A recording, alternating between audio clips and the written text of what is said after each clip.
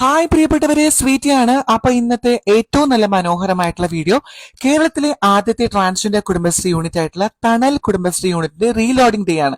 നിങ്ങൾക്ക് എത്ര പേർക്ക് അറിയാം ട്രാൻസ്ജെൻഡർ മനുഷ്യർക്ക് കൃത്യമായി പോകുന്ന കുടുംബശ്രീ യൂണിറ്റ് ഒക്കെ ഉണ്ടെന്നുള്ളത്? അപ്പോൾ അത് നിങ്ങളെ കാണിച്ചു തരാൻ പോവുകയാണ്. ഞാനിപ്പോൾ നിൽക്കുന്നത് കൊച്ചി മുനിസിപ്പൽ കോർപ്പറേഷന്റെ നഗര ദാരിദ്ര്യ ലഘൂകരണ വിഭാഗത്തിന് മുമ്പിലാണ്.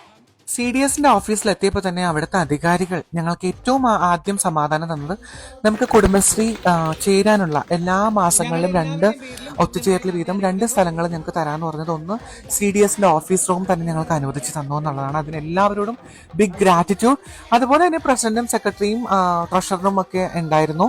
അപ്പോൾ പ്രസിഡന്റ് ഞങ്ങളുടെ ഷെറിൻ ആന്റണിയാണ്, സെക്രട്ടറി രാഗരഞ്ജിനിയാണ്, ട്രഷറർ സ്ഥാനത്ത് സ്വീറ്റി ബെർണാർഡാണ്. അപ്പോൾ ഞങ്ങളുടെ തൃപ്തി മമ്മിയാണ് ആരോഗ്യദായിനി, ഹെൽത്ത് ഡിപ്പാർട്ട്മെന്റ്.